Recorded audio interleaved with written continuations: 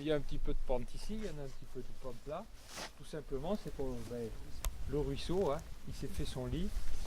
Et on verra tout à l'heure, mais on est vraiment sur des substrats sableux et pur sable, sauf quelques poches particulières à côté de Higos, à côté de la Brite.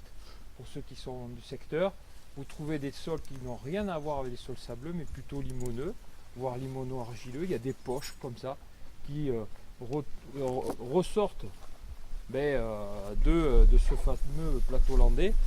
Le reste, c'est une dominante sable.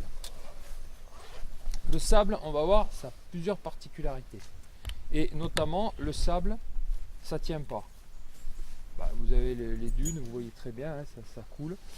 Et avec l'eau, ça coule d'autant mieux. Et c'est pour ça que vous avez généralement ces petites vallées encaissées. On n'est pas en montagne, mais ces petites vallées encaissées font qu'on a une érosion, ce qu'on appelle érosion régressive, c'est-à-dire que le sable partant avec l'eau cherche son point d'équilibre. Ce point d'équilibre, il est à peu près de 1 pour 1000. C'est-à-dire que 1 à 2 pour 1000, s'il n'y a pas de végétation qui retient le sable ou quoi que ce soit, vous allez avoir un profil pour 1 mètre à 2 mètres sur 1 km de pente. Il va s'installer. Au-delà, s'il y a plus de pente, le sable s'en va. Donc, ce qui fait qu'on a ces profils au fur et à mesure des millénaires qui se sont mis en place avec un ruisseau qui a creusé son lit. Et pour moi, ça va être le point de départ. Parce que on va retrouver dans ces milieux-là exclusivement du feuillu. À part 3-4 pins qui se baladent rarement dedans, mais vous allez avoir une concentration de feuillus là-dedans. Donc ce qu'on appelle souvent ici la forêt galerie. Cette forêt qui est le long des cours d'eau, qui est typiquement feuillue et que galerie parce que ça couvre bien. Hein. Tout le système est bien couvert par une voûte feuillue.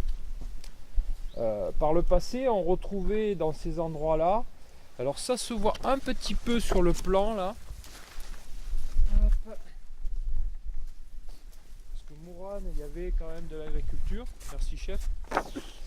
On retrouve une espèce de petite poche ici blanche, pas très loin, c'était juste derrière là. Ça veut dire qu'à un moment donné, il y avait une zone agricole aussi. Mais il suffisait que ça ne soit pas trop encaissé avec des petites dépressions, on pourrait trouver facilement des prairies. Ces prairies, dans la plupart des cas, sont perdues aujourd'hui.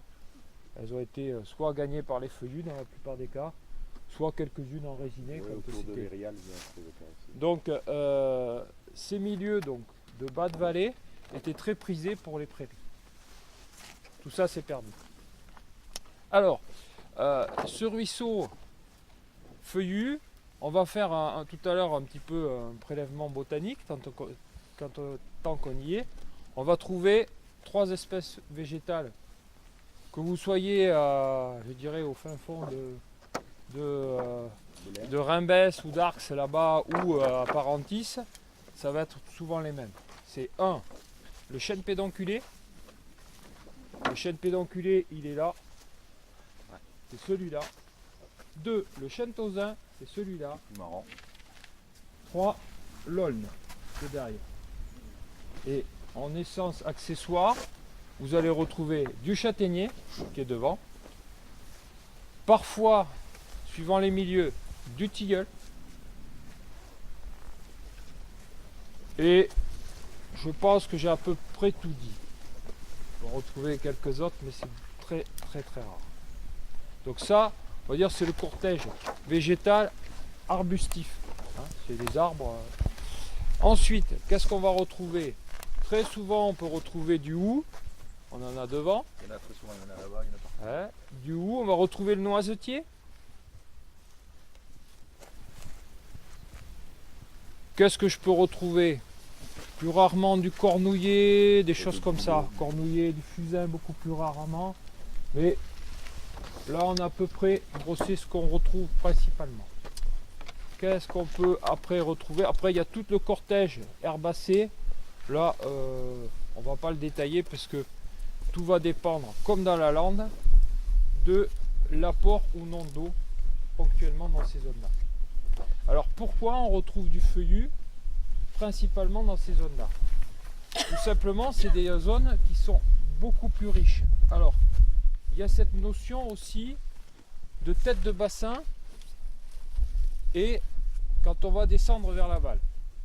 Les têtes de bassin, sur ces petits ruisseaux naissants, on va retrouver du chêne pédonculé. On est encore dans des endroits relativement humides et relativement plats. On a des secteurs qui sont très pauvres encore, comme les plateaux. Et on va retrouver un petit peu de pédonculé, un petit peu d'aulne, rarement le tausin.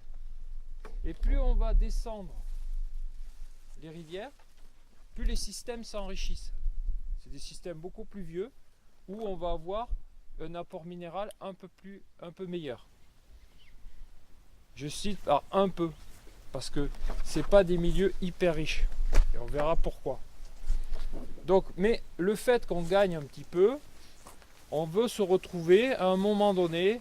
Je pense à des vallées comme le Besse autour de Villeneuve, tout ça c'est des milieux beaucoup plus riches où on peut retrouver du frêne. Plus vieux, c'est vachement plus ancien, quoi. Plus ancien et plus avec des apports un peu particuliers dans le secteur qui sont des apports de limon qui fait qu'on peut retrouver des frênes qu'on ne retrouve pas nécessairement ailleurs. D'accord? Donc cette notion d'amont ou d'aval va avoir une influence très forte sur, on va dire, la variété ou la diversité d'essences qu'on va rencontrer, mais aussi la vigueur des arbres. Plus on va descendre, plus les arbres ils vont avoir une facilité à croître. Alors, maintenant, ces milieux-là, la plupart des forêts-galeries dans le département des Landes sont classées Natura 2000. La plupart. Il y a quelques pas oublis, mais c'est pas des oublis, c'est tout simplement, je pense à un ou deux ruisseaux du côté de Tartas, etc., qui n'ont pas été mis. Bon, peut-être à cause de la papeterie, je sais rien. Bon, peu importe. Quoi qu'il en soit, énormément de linéaires. On n'est pas nécessairement sur des très grosses surfaces, mais sur des grands linéaires, puisque, vous voyez, là, la Natura 2000, il va prendre la zone feuillue, il va y avoir quoi 30, 50 mètres de large, mais c'est surtout le long. Alors, Natura 2000 a classé ça, tout simplement, c'est que on n'est pas nécessairement sur des milieux qu'on cherche à classer, à geler, à scléroser tout le milieu. C'est qu'à l'intérieur de la forêt-galerie, on a des habitats, ce qu'on appelle d'intérêt communautaire, c'est-à-dire qu'ils sont relativement rares à l'échelle européenne. Ils peuvent être très fréquents chez nous, mais à l'échelle européenne, ils sont assez rares. Alors je vous épargne les habitats, mais il y en a 3 ou 4 qui intéressent Natura 2000. Ce que vous avez devant les yeux, c'est du banal, ça n'intéresse pas nécessairement, c'est pas un habitat d'intérêt communautaire. Voilà pourquoi ça a été classé. Alors derrière, on a un tas d'espèces. Vous avez la loutre, etc. Tout un tas d'espèces. Là, je ne vais pas m'épancher dessus. Si ça vous intéresse, vous consultez le document d'objectif Natura 2000 de chaque site. Vous aurez toutes les informations. Mais sachez que je pense qu'il y a très peu de communes où il n'y a pas un petit peu de Natura 2000 par ce système de forêt-galerie sur le massif landais. Ok.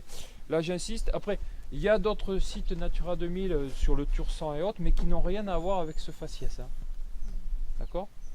Si ça vous intéresse, vous les retrouvez facilement, mais on est en dehors de contexte sableux et landais. Alors, pour moi, le point de départ de la lande, si on veut bien le comprendre, il est... Ouais, fais passer. Ça me suit même, attends de plus près. Donne-moi l'autre. Il est le système d'assainissement naturel qui est le ruisseau. Parce que il y a une particularité, on est sur du sable.